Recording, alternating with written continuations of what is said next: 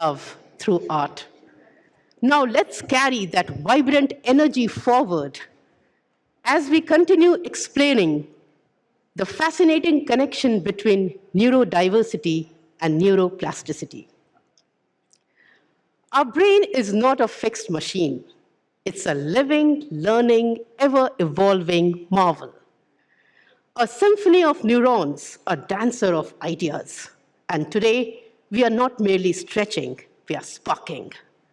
And now it's our privilege to welcome a distinguished guide, Dr. Colonel Narayan, esteemed orthopedic surgeon from Oman, whose passion for the intricate dance between body and brain inspires and elevates.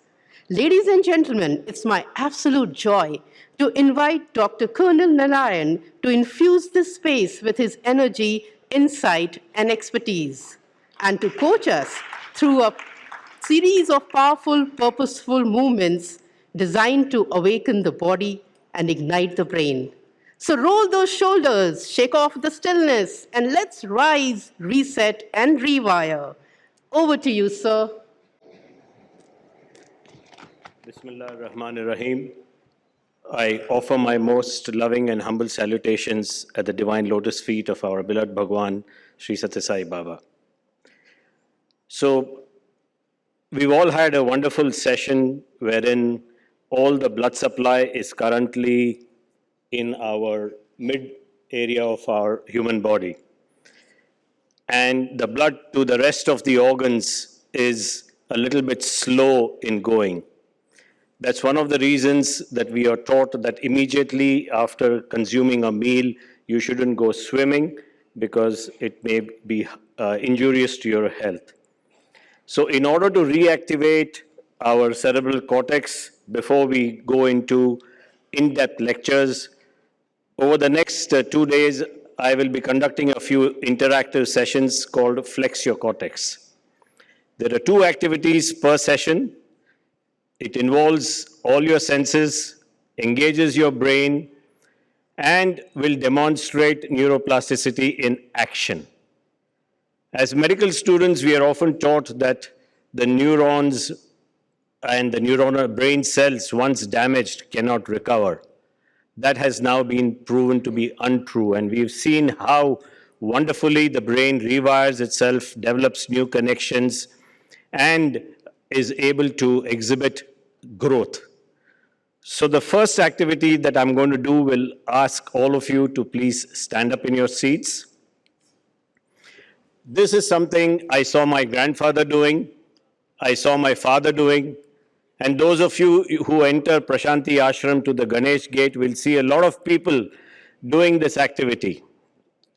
It used to be known as Pilayar Tuppukaranam, or what is now appropriated as super brain yoga. So I will now ask you to cross your hands in front of your chest, hold your right earlobe with your left hand. It's important.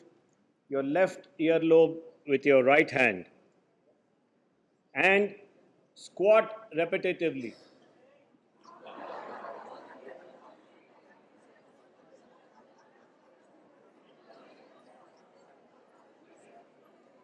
I know it reminds you of your school days when this was also considered a form of punishment.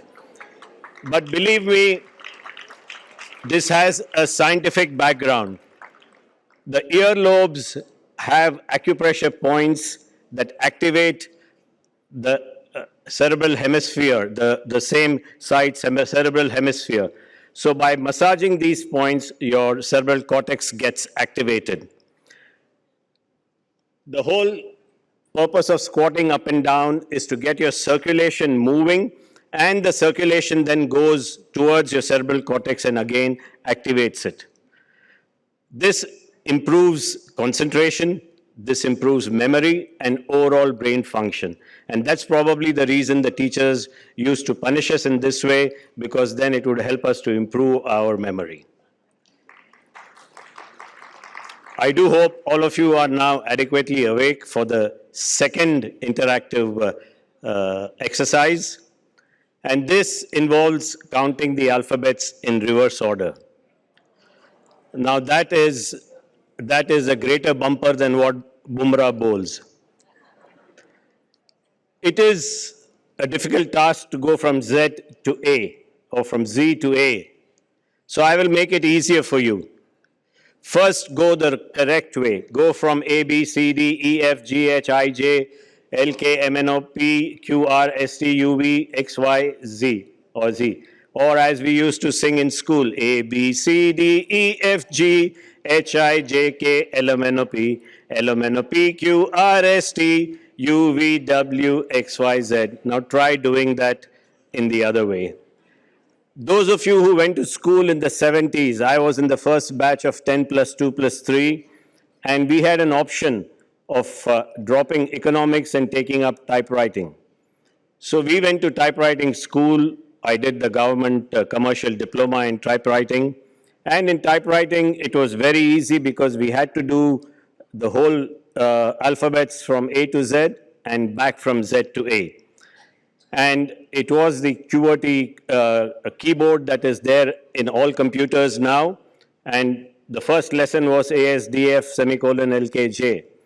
And then you learned the alphabets. I will make this task easier for you, and this is like a homework for you. All you need to do is place your fingers on your keyboard when you go home, and then once you place your fingers, take a look at where the alphabets are placed. And I can tell you by closing my eyes, I can tell you that A, B, C, D, E, F, G, H, I, J, K, L, M, N, O, P, Q, R, S, T, U, V, W, X, Y, Z. So you can do that, and that helps you to actively rewire your brain, focuses on what task you have at hand. So to count from Z, Y, X, V, U, T, S onwards is going to be not as fast as A, B, C, D, E, F, G, H. So you need to slow down, you need to focus, probably you need to break up the words and develop a rhyme for the reverse of the alphabet, and go and do these tasks slowly. It is not essential that every task given to you has to be completed in a set amount of time.